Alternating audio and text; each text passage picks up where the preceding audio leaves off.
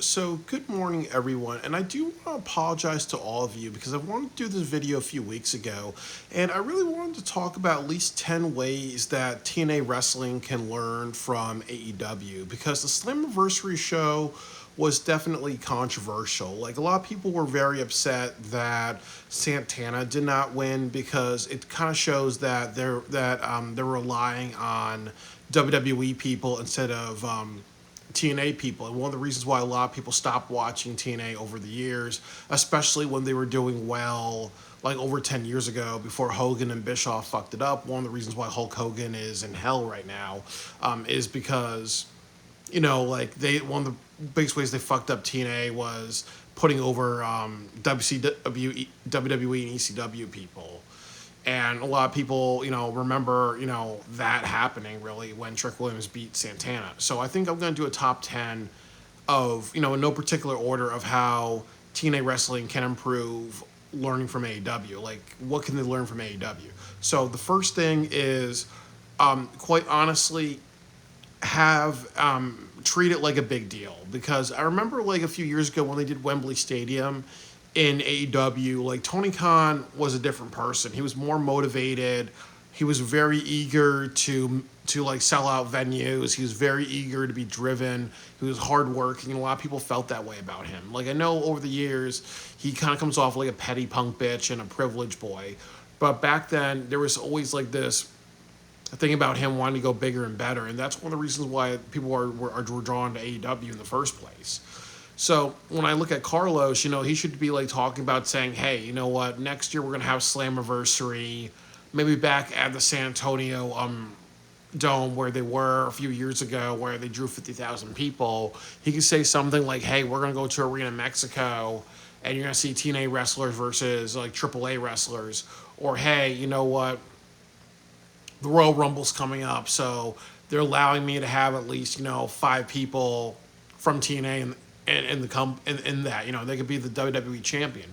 So there really needs to be this feel from TNA wrestling, like they want to go bigger and they want to go better or take some big risk, really, because their next show's in Lowell, Massachusetts. I believe it's at like a college arena that's Bound for Glory, and that doesn't really show that they care about going bigger and better. That shows that sometimes they will risk it, but they're not willing to always kind of risk it or feel like, okay, now we want our roster to be like, okay, now we gotta work harder. We gotta act like this is a big moment for us, type of thing, really. And then also when you even look at like, UBS Arena, yes, they did talk about it, they did celebrate it, but you didn't really feel like, you felt like the roster did what they did. You didn't feel like, everybody, you didn't feel like there was a walk of pride, really, or didn't really say, like, you didn't see, like, Leon Slater say something like, hey, you know what, AJ Styles has said something to me, we're in front of 8,000 people, we're going to go bigger and better, really. Like, there's no sense of people walking away, like, being proud of this moment, ultimately, outside of just, announcers talking about it. So that's one of the big issues. The second big issue that I see is, and a lot of people do talk about this. Number one is giving titles to WWE people. And what I want to say is that, yes, it is okay when you have a title in a company and you give it to a wrestler of another company, because that establishes realism. So I am okay with that happening, really. But imagine if they did AEW Forbidden Door and they said, okay, we're going to do, I think it's Zack Sabre Jr., who's the IWGP champion. Imagine if you did title versus title, and then MJF hits Adam Page, and then Zack Sabre Jr. is now the AEW champion. And most people don't know who Zack Sabre Jr. is. Or imagine if you had, another wrestler on the roster, like I was thinking too, like you can do Kyle Fletcher versus Kota Ibushi. Like Kota Ibushi hits the TNT champion. Like, you have to be really careful with that too. Like, like AEW doesn't do that, but I know in TNA they've done that many times. Like, I think they had like Kushida or Tigre Uno or some of them hold the X Division title, and most people didn't know that they switched the title, but that happened like over 10 years ago. And then also now you're the TNA heavyweight champion and the Knockouts women champion are held by NXT people. And then next night you see Trick Williams and The Undertaker in the segment, like possibly teasing that maybe another match would be Trick Williams and The Undertaker. And then also you see like, The Undertaker choke slamming Trick Williams who's wearing the TNA title. So it makes the title look a little weak in a way. It's almost like, imagine if Bryan Danielson went to WWE and he was the Ring of Honor champion. He signs a contract, he gets kicked in the stomach and gets a pedigree by Triple H, really. Or imagine if, you had Seth Rollins cash in the Money in the Bank on AEW and he takes the moment from Hangman. So then the ending of All In is Hangman is Seth Rollins with the AEW championship. Imagine like at SummerSlam he holds the AEW championship, he gets one F5 by Brock Lesnar. How does that make your champion look? So that's one of the reasons why you have to be very, very careful when you are TNA wrestling. That sometimes when you see Trick Williams get choke slammed by The Undertaker on the TNA championship, it makes you look weak, really. And I also really would say that the third reason is putting your wrestlers in big moments. And putting your wrestlers in big moments. And there's two parts to this. The first part is you don't let your wrestlers lose in big moments. And what I mean by this is that you had Joe Hendry as the TNA champion at WrestleMania, and he got like an RKO, and the match lasted 3 minutes. Does that make your champion look strong? When you do something like Maxwell Jacob Freeman go to Arena Mexico, he had a match with Mystico, and he lost that match because of, disqualification and other things like that, if I remember correctly. But it's not like, he was holding a title or whatever and it went to Mystico. It's not like, he got one head scissors and he lost, really. And even when they did Ring of Honor and AEW and Ring of Honor versus CMLL, they did not do something like even though a lot of the AEW people lost, they did not do something where it was like a burial, really. But when you have your TNA champion, look at the camera and he gets an RKO, really, and he let the match 3 minutes, that makes your champion look bad. So as my third thing is, do not put your wrestlers in moments where they get buried, because AEW won't do that. Like I said, you can do Zack Sabre Jr. versus Hangman Adam Page, but you're not going to do something like Zack Sabre Jr. hits him with a finisher after he gets off a horse, and then it's 1, 2, 3, really. That's not what's going to happen.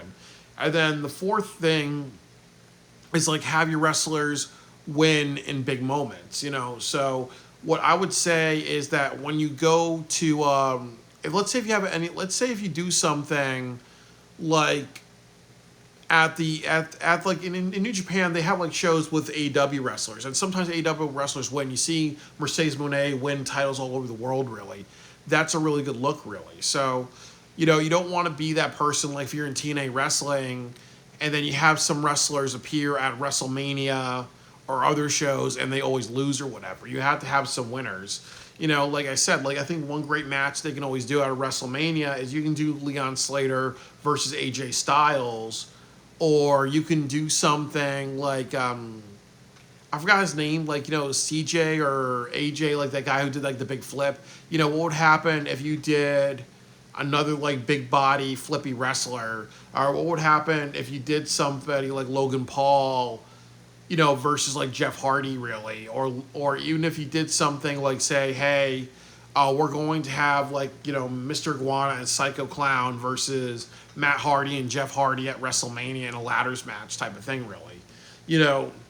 You can put your wrestlers in situations where they're actually winning matches in other promotions or winning titles. Because why is it always WWE people can win TNA titles but not the other way around? Why is it that Mercedes can go to other promotions and win titles? Why can Kenny Omega go to TNA Wrestling and win the championship? And I think the fifth thing is Tessa Blanchard. When people are chanting, she's a racist, there's been times in AEW when they've either suspended wrestlers because of a controversy or they got rid of wrestlers. There was this wrestler, British wrestler, and he had a face piece with tax in it or something like that. And there was a story that he got in trouble for, I think, domestic violence or an alleged sexual assault, really. and he was kept off television, and they got rid of him. And then also there was an interview by Sammy Guevara where he said he wanted to rape Sasha Banks, and that's not okay anyway. But what people have to understand is that rape, it means sexual assault, but other people use it as to fuck somebody really, really hard, like a hardcore penetration you would see in a porn, really. But either way, when you say you want to rape somebody, it's a horrible look. It's a horrible look, even if you mean consensual sex with a very hardcore fucking. Let's be honest with that. What happened to Sammy Guevara? He made a public apology on Twitter. He had to do he had to pay a fine. He got suspension and counseling and everything like that. Really,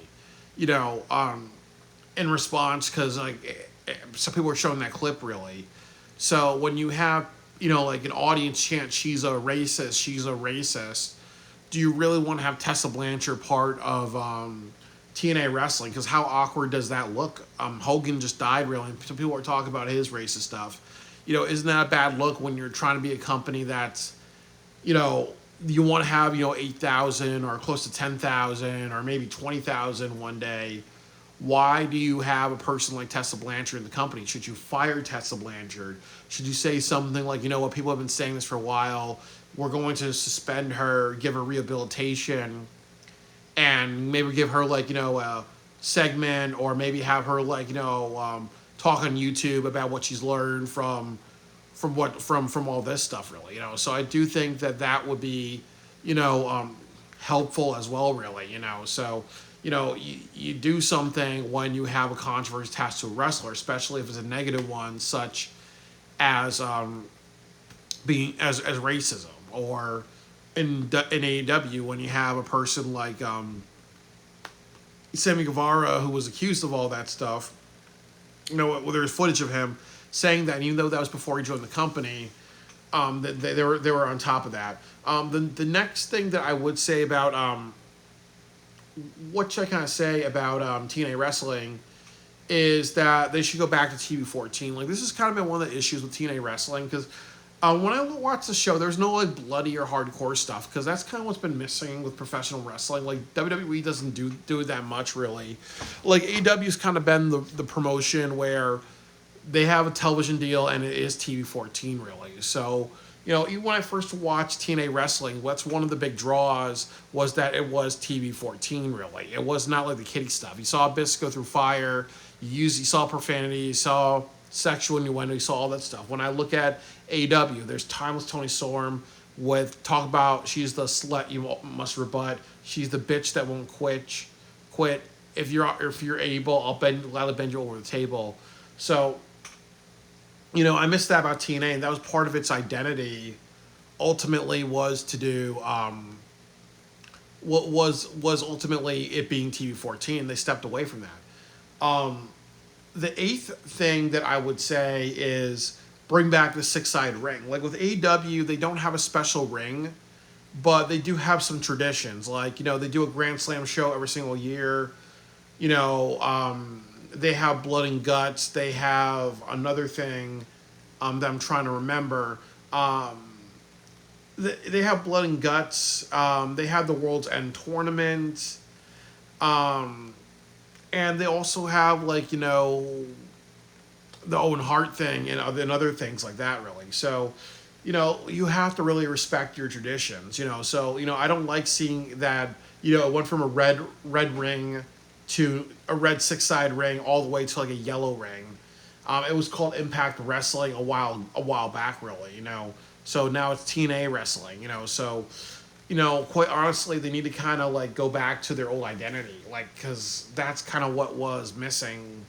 Because that's why a lot of people don't watch and whatever, because it's it's not the same thing. It's, like I said, it really feels like, I'm not sure how to say this, but it feels like it's two different promotions. It was the Dixie Carter TNA, and then it was the Hogan latter Dixie Carter era, and now it's kind of the Carlos era. There's kind of I forgot what Carlos or the Owl Network or the Canadian era, because I believe it was a Canadian company that bought them. That was like it had like an owl as a logo or whatever. And I'm not sure if it was still them as well, really. But right now, they're not really true to their original identity because they're not TV14, but they also do not do um, they don't do those matches anymore. They don't have a six-sided ring really.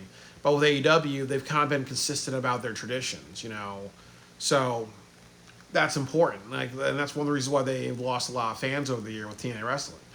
The next thing that I would say is respect for their veterans. Like, I'm happy AJ Styles did a promo, but one of the bad things that they did, like the cardinal sin, was that they did not announce anybody for the TNA Hall of Fame. And what the tradition is that at Slammiversary, you announce somebody who's going in the TNA Hall of Fame. And then before Bound for Glory, you put the person in the Hall of Fame. And that should have been AJ Styles this year. And it was ultimately to the face relay that did not happen. So, and that's one of the reasons why people don't watch TNA because they gave AJ Styles such a fuck you when they left. Really, they wanted to cut his pay. They wanted him to, and they also said, with your pay cut, we're going to do an angle where you take the TNA Championship and you disappear for a while and you wrestle another promotion. So that way, let's say if he goes from like $100,000 and he wrestles every single week, he gets that $100,000 really. So if he's gone for like half a year and now they're paying like $40,000, that's $20,000. But you're still the TNA champion for a full year and you're in the Hall of Fame really, you know. So ultimately, when I think about TNA wrestling and its history, they definitely gave a middle finger to a lot of their veterans. Where, you know, you look at somebody like Sting in AEW, really, you know, like, yes, he's had some good matches, even though he got a good retirement, but he's done a lot for the company as well. You know, he's had good matches. He's mentored Darby Allin. Darby Allin became a bigger star, bigger deal, but they didn't do something like, hey, you know what? We're just going to do we're going to treat you the same way WWE treat you. We're going to have you listen to the Young Bucks or whatever, really. You look at a lot of the wrestlers on the roster. Yeah, there are some wrestlers in AEW who've been there from the beginning, who have done a lot of great things, who didn't get like a lot of respect and good treatment, really. But, you know, when you have veterans of your company, you want to respect your veterans. Like, Dustin Rhodes has done a hell of a lot, really. So they have a Hall of Fame, and if they had like a class of a couple of wrestlers, if Dustin retired and they say, oh, we want to put you as the first one in the Hall of Fame, you know, you look at how he had a match with Cody Rhodes and he put blood, sweat, and tears in the company. If you made him the first one in the AEW Hall of Fame because he retired and he had all this history of matches, that's good, really. You know, you don't do something like say, okay, we're going to put like Shad Khan in first, or we're going to put, you know, Rob Van Dam in first because he's done like a few matches. Like, you have to have. There's two types of people you put in the Hall of Fame first. You put in somebody that people know and has done a lot for the company, really.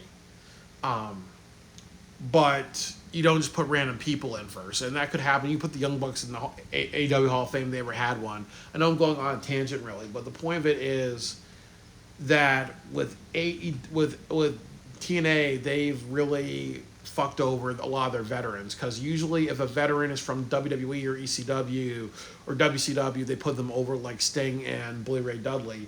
I think with Abyss, you know, he was the first TNA original, and it was like 4 or 5 years. It was like maybe 6 or 7 years, and then he got inducted. And then also on top of that, they had John Morrison and Austin Aries do an angle where they trashed his Hall of Fame induction.